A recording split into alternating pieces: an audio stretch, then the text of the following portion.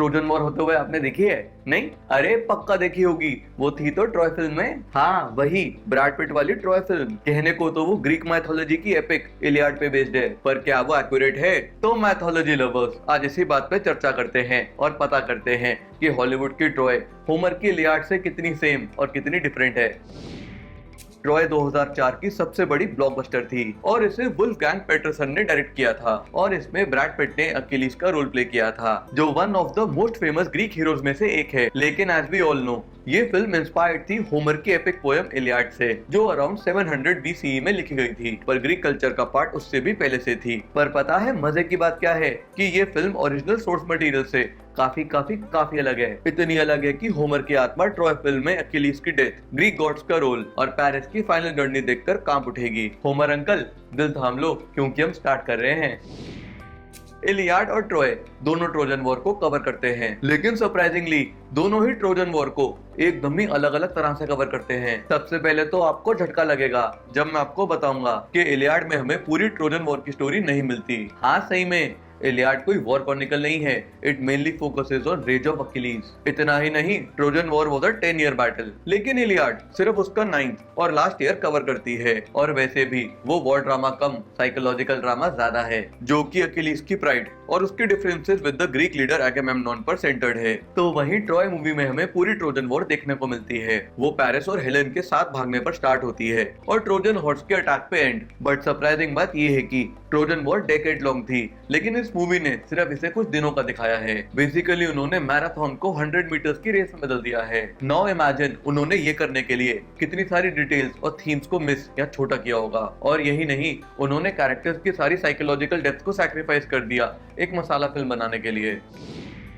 आपको क्या लगता है, इलियाड फॉलो ट्रॉय के बाद एंड हो जाती है? मुझे तो यही लगता था, लेकिन रॉन्ग लगता था, क्योंकि इलियाड उससे बहुत पहले एंड हो जाती है। हाँ, इलियाड में हमें ट्रोजन हॉर्स वाला एपिसोड नहीं मिलता, उसे अलग मिथ्स या पोएम्स में कवर किया गया है, लाइक द ओडिसी। अब आप बोलोगे कि भाई फिर बता दो कि इलियाड का एंड होती है। हाँ हाँ बता रहा हूँ आराम से, हम किसी ट्रोजन वॉर के बीच में थोड़ी हैं। इलियाड का एंड हो जाता है प्रिंस हेक्टर की डेथ के बाद। हाँ, उसे अकिलीस ही मारता है और उसकी बॉडी भी अपने साथ ले जाता है। और यही होता है होमर के इलियाड का मेन पॉइंट, जहाँ वो वॉर के हॉरर्स और ग्रीफ ऑफ ह्यूमैनिटी के थीम पे फोकस करता है, with the most important and emotional moment being जब हेक्टर के पापा आके अकिलीस से हेक्टर की बॉडी मांगते हैं ताकि वो उसके डेथ रिचुअल्स ढंग से कर सकें। काफी मूविंग होती है इंटरैक्शन, पढ़ सको तो पढ़ना। एनीवेज, ट्रॉय फिल्म यह एंड नहीं करती, फिल्म वालों को और ड्रामा चाहिए। इस फिल्म में wooden Trojan horse, destruction of the city और खूनी फाइट्स जैसे सारे तामझाम हैं। और फिल्म के लिए ये वर्क भी करता है, क्योंकि ऑडियंस को ऐसी एंडिंग्स की आदत भी है और उन्हें पसंद भी है। बट इससे एक नुकसान होता है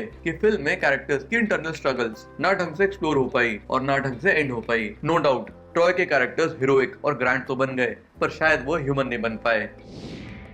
जिन्हें ग्रीक माइथोलॉजी में जरा भी इंटरेस्ट है, उन्हें पता होगा कि ग्रीक गॉड्स यानी ओलंपियंस एक नंबर के ड्रामा क्वीन हैं। वो कभी बैकग्राउंड में नहीं रहते और ह्यूमन इवेंट्स में काफी जोरों शोरों से इंटरफेयर करते हैं। और इलियाड में तो वो काफी टांग अड़ाते हैं, क्योंकि दोनों ग्रीक और ट्रोजन्स उन्हें मानते हैं। जैसे अपोलो ग्रीक्स में प्लेग की बीमारी फैलाते हैं, अथीना अकिलीस को रोकती है एगेमेम्नॉन को मारने से। इतना ही नहीं, इलियाड में हेक्टर नहीं बल्कि ग्रीक गॉडेस एफ्रोडाइटी पेरिस को बचाती है मेनेलायस से, जब वो 1-on-1 फाइट में उसे मारने वाला होता है। वैसे पेरिस को एफ्रोडाइटी के लिए एफिल टावर बनाना चाहिए था। इससे हमें पता चलता है कि ग्रीक लोग गॉड्स में कितना मानते थे एंड सोचते थे कि उनके हर एक्शन के पीछे गॉड की विल होगी। पर जब हम ट्रॉय मूवी देखते हैं तो लगता है कि गॉड छुट्टी पर हैं, कहीं नहीं दिखते यार, कहीं उंगली नहीं करते, जो कि as I mentioned before Greek gods के लिए काफी अनलाइकली है। हाँ, फिल्म में कई बार ओमेन या गॉड के सिग्नल्स को लेकर बात की गई है, पर लेकिन गॉड सच में कहीं प्रकट नहीं होते। अब कुछ लोग बोलेंगे कि नहीं, अकिलीस की मम्मी थीटस को तो दिखाया है, वो भी तो डिवाइन थी। उनके लिए मैं कहूंगा कि हाँ दिखाया है, यू आर राइट, पर उनको काफी ज्यादा टोन डाउन किया गया है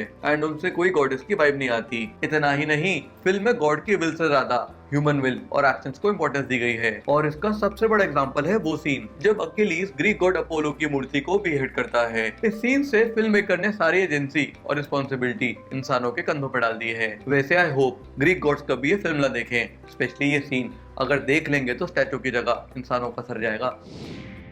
चलो अब एक एक करके मेन कैरेक्टर्स को पकड़ते हैं और देखते हैं कौन सा इलियाड के क्लोज है और कौन सा मीलों दूर। इलियाड का लीड कैरेक्टर है अकिलीज एंड उसका एंगर और रेज इस स्टोरी का ड्राइविंग फोर्स है। बट स्टोरी में ट्विस्ट तब आता है जब किंग एगेमेम्नॉन बर्सेयस को उससे ले लेता है, जिसे इन अ वे अकिलीज बैटल में जीता था। इससे अकिलीज की ईगो हर्ट हो जाती है और वो अपने सो कॉल्ड लीडर एगेमेम्नॉन से भिड़ जाता है। And just to be clear, Iliad में उसे ब्रेसियस से कोई प्यार व्यार या लगाव नहीं होता जैसा ट्रॉय मूवी में दिखाया है। वहाँ बस अकिलीज को ऑनर हर्ट होता है क्योंकि वो उस लड़की को अपना प्राइज मानता है। यस, वो ब्रेसियस को सिर्फ एज अ वॉर कमोडिटी देखता है and nothing more than that. इतना ही नहीं, अकिलीज के बारे में एक इम्पोर्टेंट बात और भी है। पैट्रोकलस उसका कजन नहीं था like in the movie Troy, और ना ही उससे छोटा था। कहा जाता है इलियाड में वो अकिलीज का दोस्त था, पर बहुतों का मानना है वो उसका लवर था। और उसकी डेथ का सही में अकिलीज पे बहुत बड़ा इम्पैक्ट होता है। अब आपको सबसे क्रेजी चीज बताता हूँ, इलियाड के एंड तक अकिलीज नहीं मरता और उसकी हील भी सेफ रहती है। एक फन फैक्ट और बताता हूँ, अकिलीज ट्रोजन वॉर का पार्ट नहीं बनना चाहता था, इसलिए वो जाके छुप जाता है, पर फाइनली पकड़ा जाता है और ग्लोरी के लालच में फाइट करता है। हेक्टर ट्रोजन साइड का बेस्ट वॉरियर था और फिल्म में भी ऐसे ही दिखाया है। ऑफ कोर्स वो इलियाड में भी एक ब्रेव फैमिली मैन था, लेकिन फिल्म में इस एंगल को थोड़ा ज्यादा ओवरप्ले कर दिया गया है। Hector as a warrior brutal भी था और इसका सबसे बड़ा एग्जांपल हमें इलियाड में मिलता है जब वो अकिलीज के दोस्त पेट्रोकलस को मारता है और मारने के बाद उसकी बॉडी डॉग्स को खिलाना चाहता है। बाप रे, ये थोड़ा ज्यादा हो गया नहीं? फिल्म में हेक्टर को इतना पत्थर दिल नहीं दिखाया एंड इनफैक्ट फिल्म में वो जानता ही नहीं है कि वो पेट्रोकलस को मार रहा है, लेकिन इलियाड में वो ये जानता है। देख रहे हो फिल्म और इलियाड में कितना डिफरेंस है। एक इंटरेस्टिंग बात बताता हूँ, हेक्टर अपनी सिटी के बाहर अकिलीज से फाइट करने जाता है और अकिलीज से प्रॉमिस मांगता है कि विनर लूजर की बॉडी को रिस्पेक्ट देगा और प्रॉपर डेथ रिचुअल्स होने देगा। उस टाइम पे माना जाता था कि डेथ रिचुअल्स के बिना वॉरियर की डेथ बेकार है। एनीवेज अकिलीज साफ साफ मना कर देता है, सेइंग के मैन और शेरों के बीच में कोई पैक्ट नहीं हो सकता। फुल फिल्म में डायलॉग है ना, पर ये डायलॉग फिल्म वालों ने इलियाड से उठाया है। खैर, इसके बाद फिल्म में तो वो फाइट करते हैं, लेकिन इलियाड में ये सुनकर हेक्टर वहां से भाग जाता है। वो लड़ना नहीं चाहता, बट फाइनली गॉड्स आके उसे रोकते हैं एंड अकिलीज से फाइट करने को कहते हैं, सिंह के वो उसे सेफ रखेंगे। ये सुन के हेक्टर अकिलीज को फेस करता है, पर बाद में पता चलता है कि ये तो गॉड्स की ट्रिक थी। गॉड्स अकिलीज को हेल्प करना चाहते थे, स्पेशली अथीना। इन गॉड्स पे मुझे ट्रस्ट इश्यूज हो रहे हैं। एनीवेज, इसके बाद गॉड्स की हेल्प से अकिलीज हेक्टर का एंड कर देता है। चलो एक और फन फैक्ट बताता हूँ, जो स्टनिंग फाइट आप फिल्म में अकिलीज और हेक्टर में देखते हो, वैसी फाइट इलियाड में नहीं होती। इलियाड में दोनों बस एक दूसरे पे स्पीयर फेंकते हैं और एंड में अकिलीज की एक थ्रो हेक्टर को हिट कर जाती है एंड ही डाइज। वैसे सही है, फिल्म में ऐसी फाइट नहीं डाली, वरना कितनी बोरिंग हो जाती। पेरिस भाई के चक्कर में तो ये सारा कलेश शुरू हुआ था। इलियाड में उसे सेल्फ सेंटर्ड और डरपोक दिखाया है, who is afraid of fighting. तो भाई किसी और की वाइफ को क्यों उठा लाया? इलियाड में तो वो ट्रॉय छोड़कर भागना चाहता है, लेकिन हेक्टर और हेलेन उसे रोकते हैं। ओ भाई, रायता फैलाया तो संभालो भी ना। इतना ही नहीं, जब उसकी फाइट हेलेन के हस्बैंड मेनेलियस से होती है, तब he is humiliated and almost killed. तब ग्रीक गॉडेस एफ्रोडाइटी उसे मैजिकली बचाती हैं। फिल्म में भी पैरिस इज ह्यूमिलिएटेड, बट वहाँ पे उसका भाई हेक्टर गॉड बनके उसे बचाता है बाय किलिंग मेनेलियस। बेचारी हेलेन किसके साथ फंस गई। एनीवेज, फिल्म में इसके बाद Paris tries to be brave और बैटल के एंड तक बच जाता है और एस्केप कर जाता है, लेकिन इलियाड में ऐसा कुछ नहीं होता। He is killed in the battle. Helen, the most beautiful woman in the world, जो इस कॉन्फ्लिक्ट का मेन रीजन थी। इलियाड के हिसाब से नॉट बाय चॉइस, लेकिन ट्रॉय के हिसाब से बाय चॉइस। इलियाड में वो पेरिस के साथ भागती तो है, लेकिन मर्जी से नहीं। उसे भगाने में ग्रीक गॉडेस एफ्रोडाइटी बहुत बड़ा रोल प्ले करती हैं। And as we all know, Greek gods के आगे किसी की नहीं चलती। फिल्म में तो हेलेन विलिंगली ट्रॉय जाती है और वहां रहना भी चाहती है, क्योंकि वो सच में पेरिस से प्यार करती है। Agamemnon is the big boss of Greek armies. Film की तरह इलियाड में भी इसके नेगेटिव ट्रेट्स ही हैं, लेकिन फिल्म ने इसकी नेगेटिविटी को एम्पलीफाई कर दिया है। वैसे तो इलियाड में भी इसे एरोगेंट और हॉट टेम्पर्ड बताया गया है, एंड वहाँ जब वो अकिलीज से ब्रेसियस को ले लेता है, तब वो अकिलीज की बैड बुक्स में आ जाता है। फिल्म में भी ऐसा कुछ कुछ होता है, लेकिन फिल्म के एंड में ब्रेसियस उससे रिवेंज लेती है और उसे मार देती है। काफी सैटिस्फाइंग मोमेंट था वो वैसे, नहीं? पर ट्रेडिशनली ऐसा नहीं होता। वो ट्रोजन वॉर से जिंदा अपने घर जाता है, जहाँ पर वो अपनी वाइफ के हाथों मारा जाता है। ज्यादा सिंपैथी मत दिखाओ इसे, ये बंदा ठीक नहीं था। अरे एक इम्पोर्टेंट बात तो बताना भूल ही गया। फिल्म में दिखाया है कि एगेमेम्नॉन पूरे ग्रीस को यूनाइट करके उस पर रूल करना चाहता है और इसलिए वो ट्रॉय पे अटैक करने के लिए इतना उतावला होता है, लेकिन इलियाड में उसकी ऐसी कोई मोटिवेशन नहीं थी। चलो अब उन मेजर प्लॉट पॉइंट्स पे बात करते हैं जो ट्रॉय फिल्म में इलियाड से एकदम ही अलग है। ग्रीक माइथोलॉजी में ट्रोजन वॉर स्टार्ट होती है पैरिस की जजमेंट की वजह से। 3 ग्रीक गॉडेसेस में से पैरिस को चूज करना था कि कौन सी गॉडेस सबसे ब्यूटीफुल है। तीनों गॉडेसेस पैरिस को अलग अलग चीजों से ब्राइब करती हैं ताकि वो उन्हें चूज करे, और वो एंड में गॉडेस एफ्रोडाइटी से ब्राइब लेता है और उन्हें विनर चूज करता है। गेस करो क्या ब्राइब थी?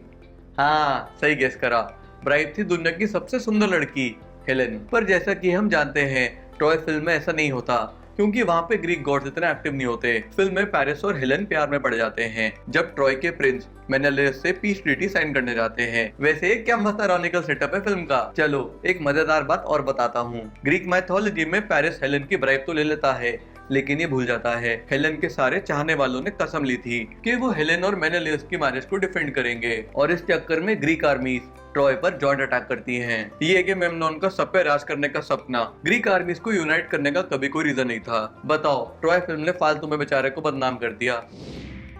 जैसा कि हमने पहले भी डिस्कस किया था, अकेलीस का वॉर छोड़ना और फिर वापस रिजॉइन करना इलियाड का कोर है। एगेमेम्नॉन उसकी ईगो हर्ट करता है, उसकी वॉर प्राइज ब्रेसियस को उससे छीन के, एंड इसलिए वो वॉर में लड़ना छोड़ देता है। पर उसके फ्रेंड या लवर पेट्रोकलस की डेथ के बाद वो वॉर में रिवेंज लेने वापस आता है। फिल्म में तो हेक्टर गलती से पेट्रोकलस को मार देता है, लेकिन इलियाड में हेक्टर उसे जान के मारता है, वो भी ग्रीक गॉड अपोलो की हेल्प से। इतना ही नहीं, फिल्म में पेट्रोकलस छुपके से अकेलीस बन के वॉर में जाता है और इस कंफ्यूजन में मारा जाता है, लेकिन इलियाड में अकेलीस खुद उसे वॉर में भेजता है और अपनी आर्मी से उसके ऑर्डर्स फॉलो करने को कहता है। बाकी अकेलीस और हेक्टर की फाइनल बैटल के बारे में हमने पहले डिस्कस कर ही लिया है।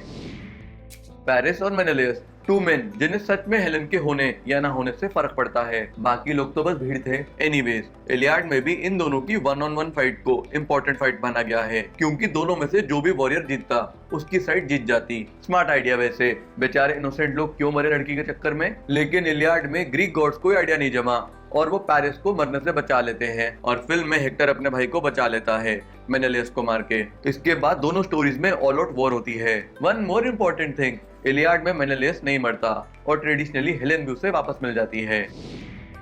अकीलीस हेक्टर को मारने के बाद भी बहुत गुस्से में होता है एंड उसकी बॉडी को अपने चैरियट से बांध के ग्रीक कैंप तक ले जाता है। बेसिकली ही मेक श्योर कि हेक्टर के प्रॉपर डेथ रिचुअल्स ना हो। तब ट्रॉय के किंग और हेक्टर के पापा अकीलीस के पास जाते हैं छुपके से अपने बेटे की बॉडी वापस मांगने। एंड टू बी फेयर, यहाँ पे ट्रॉय मूवी काफी हद तक इलियाड को ही फॉलो करती है, बस एक बड़ा चेंज है यहाँ। ये मोमेंट लगभग इलियाड का एंड पॉइंट है, क्योंकि यहाँ पे प्रियम की बातें सुनकर अकीलीस का गुस्सा शांत होने जा रहा है। And as we know now, Iliad Achilles के गुस्से के बारे में है। फिल्म की तरह इलियाड में भी अकीलीस प्रियम को हेक्टर की बॉडी लौटा देता है एंड वर्ड देता है कि कोई ग्रीक 12 डेज तक ट्रॉय पे अटैक नहीं करेगा, ताकि हेक्टर के डेथ रिचुअल्स पीसफुली हो सके। और इलियाड यहाँ एंड हो जाती है, पर ट्रॉय मूवी इसके बाद भी चलती है। वो ट्रोजन हॉर्स की ट्रिक से डिस्ट्रक्शन ऑफ ट्रॉय तक सब दिखाती है।